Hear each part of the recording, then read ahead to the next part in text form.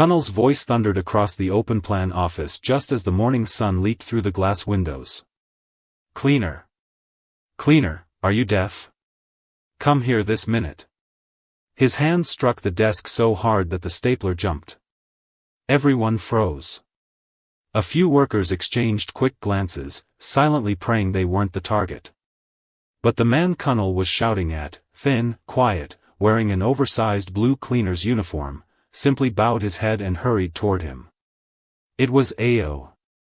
He moved like someone who had learned how to hide pain. He kept his eyes on the floor, hands clasped together respectfully, while Cunnell stood with his expensive suit tightening across his chest and his wristwatch gleaming like a trophy. "You again," Cunnell snapped. "I said clean the conference room before 8 a.m. Why is there still dust on the screen?" A.O. swallowed. "Sir. I cleaned it.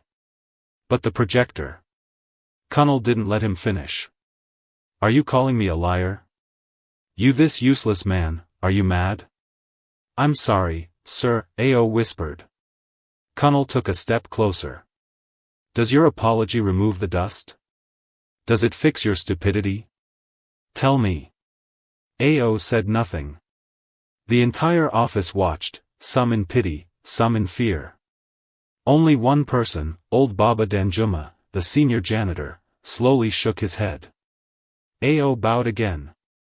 "I will clean it, sir." "You better," Cunnell hissed. "And this time, scrub it with your brain, not just your hands." A few people chuckled under their breaths, scared of being caught. A.O. walked out quietly, carrying his cleaning bucket. But as he turned away, a small smile tugged at the corner of his lips, one that nobody saw. Because the man Cunnell had just insulted was not a normal cleaner. He was the company's soon-to-be majority shareholder. He was the reason the company still existed. He was also Cunnell's old schoolmate. And he had come disguised for one purpose, to see whether Cunnell had remained the friend he once loved like a brother, or if success had turned him into something else entirely. The hallway was quiet except for the squeak of A.O.'s cleaning trolley. He moved slowly, each step filled with memories, boarding school days, shared Gary during tough times, promises made under the mango tree. They had called themselves Two Musketeers. And now here he was, pretending not to know the man who just humiliated him in front of everyone. Baba Danjuma caught up with him near the conference room. "My son," the old man said in a low voice, "don't let that manager kill your spirit. You are too wise to be suffering like this. Why are you even in this job?" A.O. smiled gently. "Baba, sometimes a man must bend low to see the truth." The old janitor frowned. "Truth? Truth is simple. That man is wicked. His heart is bitter like raw cola nut. I don't know who offended him in this world." A.O. chuckled softly. "Maybe life will teach him." "Life has been teaching him for years," Baba muttered. "He refuses to learn." A.O. pushed open the conference room door. He paused for a moment, taking in the shiny table, the large screen, the Lego skyline glowing behind tinted glass. He raised the duster to start wiping when a memory stabbed through him. Cunnell, age 13, handing him half of his meat pie during visiting day even though Cunnell's own mother hadn't shown up. "You're my brother," Cunnell had said then. "If I blow in life, you blow with me." A.O. blinked the memory away. "Life is funny," he whispered to himself. He wiped the projector screen with slow, careful movements. Just then, 3 junior staff entered. They had seen the scene earlier and now hovered nervously. "Cleaner, sorry about what happened," one whispered. A.O. gave a soft nod. "Thank you. You people should just focus on your work." Another one, a young woman with braided hair, asked shyly, "Why does Oga Cunnell hate you so much? You always greet him. You always do your work." A.O. smiled. "Some people respect position, not humanity." The girl exhaled sharply. True talk." Suddenly, a new voice boomed behind them. "What are you all doing here? Conference room gossip? They scattered instantly. Cunnel entered, face twisted in irritation. You again, he barked at Ao. Why are you still here? Are you polishing the air? Ao bowed slightly. I just finished, sir. Cunnel clicked his tongue. Move. Let me see. He leaned in, inspecting the screen dramatically. Better. You see? When you use your head, things work. Ao nodded quietly and packed his tools. As he stepped into the hallway, he inhaled deeply. His heart was thumping, not from Cunnel's insults, but from what was coming next. Because today, after humiliating him, Cunnel would attend a board meeting. And today, Ao would be sitting at that table, not as a cleaner, but as the silent investor who already owned 38% of the company. He walked toward the service elevator, but paused and looked directly at the imaginary audience of viewers. If you're watching this, he said softly, make sure you like this video. Because what happens next, even the gods will shake their heads. He entered the elevator. Meanwhile, in his office upstairs, Cunnel was bragging loudly to two supervisors. You see that cleaner? I don't know who hired him. No sense. No ambition. If I ever catch the HR officer who brought him in. He didn't finish the sentence. His secretary knocked urgently. Sir, the board requested your presence in 10 minutes. And the chairman has arrived. Cunnel frowned. Chairman? He came in today? Nobody told me. He doesn't like announcements, she whispered. Cunnel straightened his tie. Good. Let him see how I run this place. He grabbed his files and strutted out of the office. He had no idea that the man he insulted minutes ago, the man he called useless, the man he ordered to scrub screens, was the chairman. And his test was only beginning. Cunnel marched down the hallway like a peacock on market day, chest out, shoulders back, shoes clicking loudly as if announcing his arrival. Every staff member he passed greeted him with forced smiles. Some greeted out of fear, some out of habit, but none with genuine respect. He didn't notice.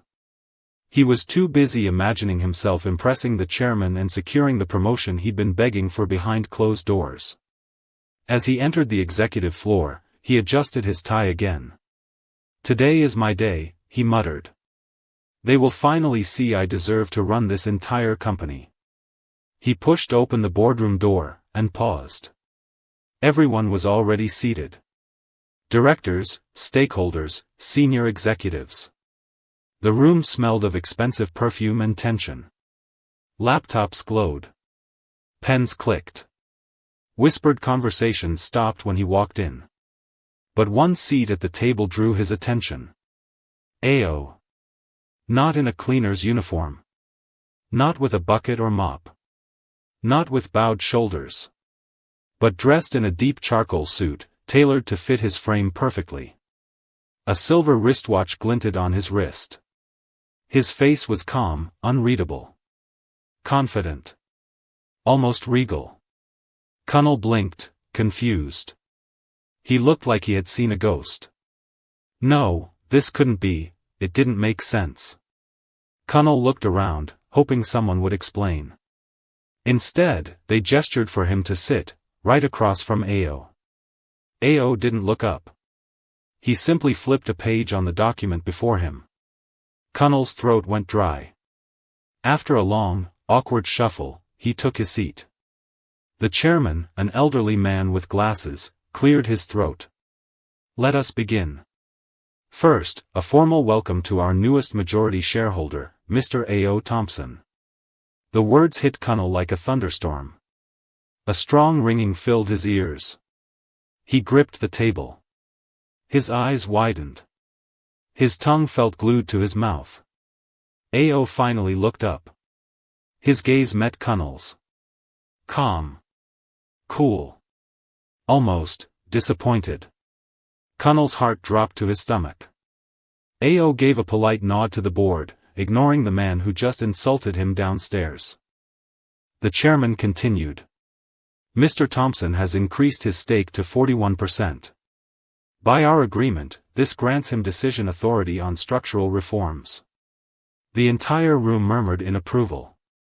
Connell sat frozen, body rigid, face drained of color.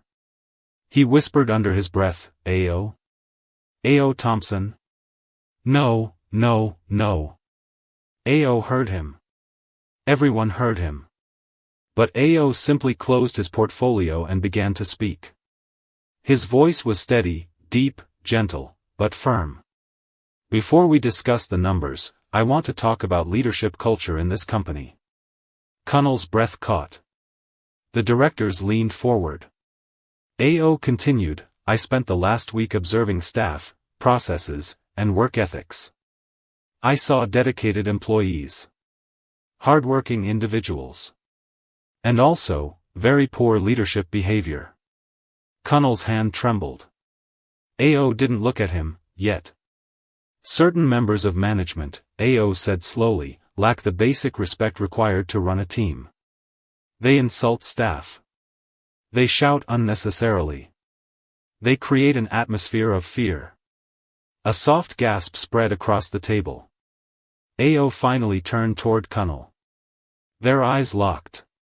"And some," A.O. added, "abuse their authority." Connell felt sweat trickle down his back. The chairman tapped his pen. "Mr. Williams, your department was specifically mentioned in the internal report. Do you have anything to say for yourself?" Connell stuttered, "Sir. This must be a misunderstanding." A.O. raised a hand gently. "He's right." Connell exhaled in relief, "Too soon." A.O. finished, "It's not a misunderstanding. Everything I said is accurate." Connell's relief vanished instantly. "Mr. Thompson," one director asked, "how do you know this firsthand?" A.O. leaned back in his chair. His voice dropped low. "Because for a week, I worked in this building, as a cleaner." Silence swallowed the room. A pin dropping would have sounded like an explosion. Connell's mouth fell open. The old chairman's eyebrows shot up. "Cleaner? You mean?" "Yes," A.O. said. "The same cleaner who was insulted repeatedly by the man sitting across from me." The room erupted into whispers. Connell's eyes widened like a child told the sky was falling. "No, sir, A.O., listen, you should have told me, you should have said something." A.O.'s face remained calm. "Tell you? So you could pretend to be decent for one day?" "No. I wanted your real character." Connell slammed his palm on the table. "But we were friends. In school, we were bros. You should have respected you first." A.O. cut in softly. "Or should you have respected the man you thought had nothing?" Connell's lips quivered. The directors watched with cold, judging eyes. A.O. breathed deeply. "Let me quote something I heard recently, some people respect position, not humanity. That is the cancer killing this workplace." The girl with braids from earlier would have screamed, "Ah! He's talking about you, Olga, if she were here." Connell shook his head violently. "A.O., please. It was just today. I was stressed. I didn't mean." A.O. interrupted. "You insulted me 5 times this week. You shouted at me 8 times. You embarrassed me in front of staff twice. I wrote all of it down." Connell's lips trembled. "A.O. I'm sorry." A.O.'s eyes softened briefly, but only briefly. "I'm not here for revenge," A.O. said calmly. "I'm here to rebuild a company where people are treated like humans." The chairman cleared his throat. "And your recommendation?" A.O.'s answer was calm, but sharp like a spear. "Immediate suspension. 1-month leadership rehabilitation. Mandatory staff respect training. After that, if he fails again, termination." Connell stood up suddenly. "A.O., no. Please, my family, my children, my life is here. Ao raised a hand. Sit down.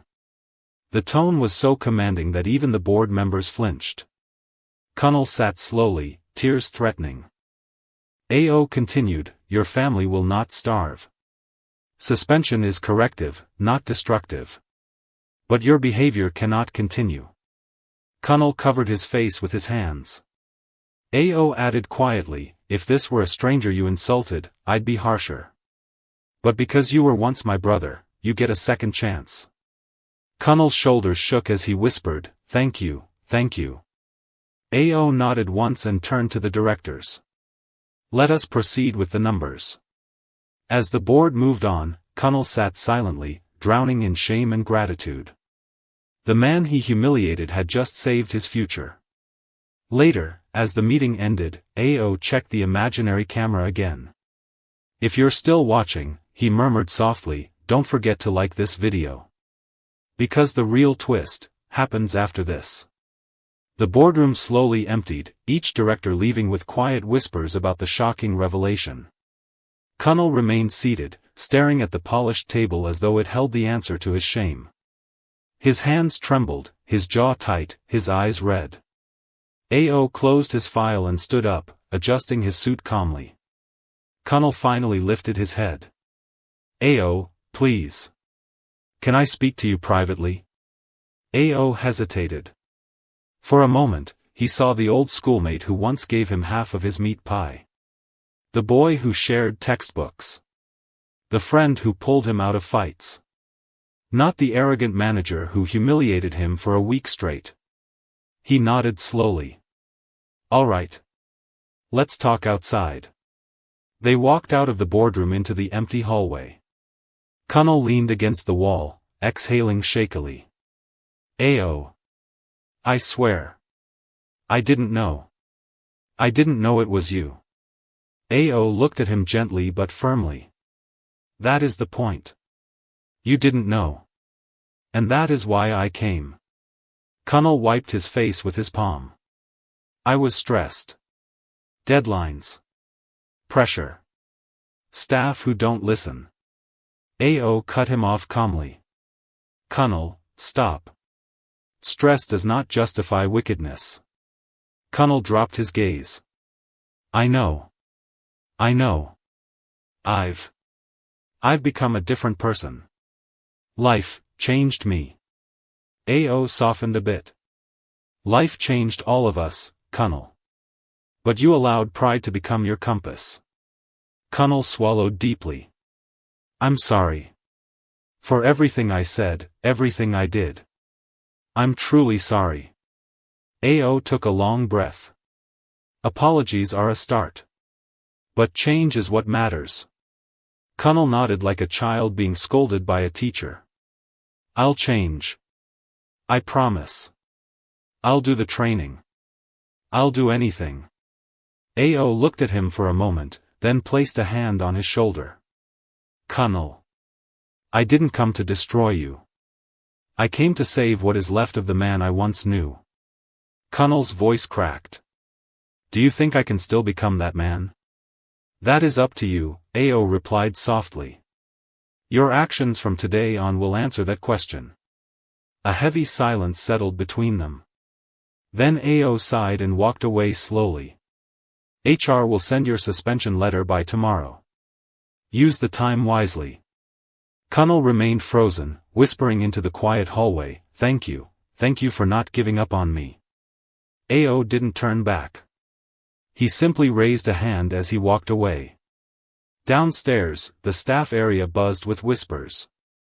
The news had already spread like wildfire. Cleaner is the new chairman, one whispered. Ha! This life. Another shook her head.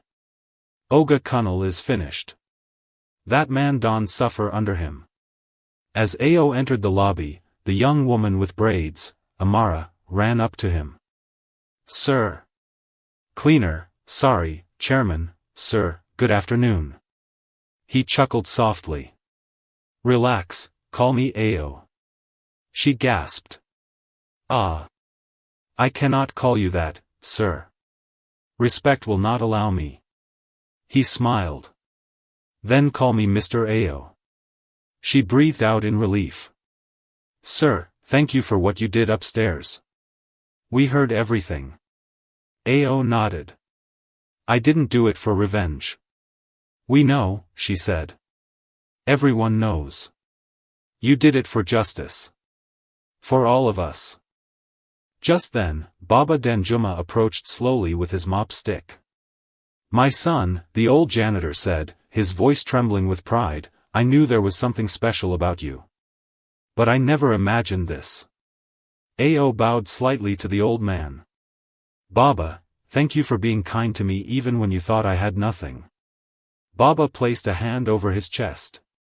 Kindness is free. Pride is expensive. I have no money to buy it. Ao laughed softly. Baba, report to HR tomorrow. I'm promoting you to facility manager. The old man froze. Ha! Me? Manager? No, no, my son, don't play with an old man's heart. Ao held his shoulders. I'm not playing. You deserve it. Baba's eyes filled with tears. God bless you. Ah. God bless you. May your path never darken. Amara clapped softly, unable to contain her excitement. Other staff gathered around, whispering prayers and congratulations. Ao raised a hand to calm them. Please, please. I appreciate all your words. But let's work together. Let's create a place where people are treated with dignity. Someone from the crowd shouted, Oga Ao for president, and everyone burst into laughter. As Ao walked outside the building, the security guard saluted him sharply. Ao nodded respectfully and stepped into the warm afternoon air. The Lagos breeze brushed his face as he looked out at the busy roads, the honking cars, the bustling sidewalks. Then he turned slightly, just enough to look toward the imaginary viewers again. If you're watching this story, he said softly, don't forget to like, comment, and subscribe. Because in this life, you never know who is watching you, or who you're talking to. He stepped onto the pavement and walked toward the parking lot. His driver, wearing a crisp white shirt, opened the back door of the black SUV. But Ao paused. Wait, he said. Let me sit in front. The driver blinked. Sir? In front? Yes, Ao smiled. Today. I feel like seeing the world differently. He entered the front seat, closed the door, and stared through the windshield, thinking. As the SUV rolled out of the compound, Ao's thoughts drifted back to childhood. Kunal laughing under the mango tree. The rough dormitory nights. The shared secrets, dreams, and struggles. It felt like a different lifetime. He wondered whether Kunal would truly change. He hoped so. The next morning, Ao arrived early, not as a cleaner, but as himself. The entire staff stood straighter when he walked in. They greeted him with genuine respect, not fear. As he entered the elevator, his phone buzzed. A message from Kunal. I've enrolled for leadership training. Starting today. Thank you for giving me a chance to become a better man. Ao smiled faintly. When he reached his new office, he placed his palm on the polished desk and exhaled deeply. New chapter, he murmured. Just then, a knock came at the door. Amara peeked in. Sir, welcome to your office. Thank you, Ao smiled. Sir, she added shyly, I want to say something. Go ahead. You taught us something important yesterday. Ao raised an eyebrow. What's that? That when you treat people with respect, you're not honoring their position, you're honoring yourself. Ao nodded. You're right. And sir, for the record, she added, I think the company is lucky to have you. Ao chuckled. Let's hope I don't disappoint. You won't, sir. She left quietly. Ao looked around the office one last time, then whispered, this is just the beginning. He glanced briefly toward the imaginary camera again and smiled. And if you've been watching till now, you're a real one. Don't forget to like, comment, and subscribe for more stories like this. He sat down in his chair, leaned back, and finally felt the weight of everything settle. Justice. Redemption. Brotherhood. Growth. Life had come full circle. And the man who acted as a low-level staff had proven a truth older than time. Humility exposes character. And true power is how you treat those you think are beneath you.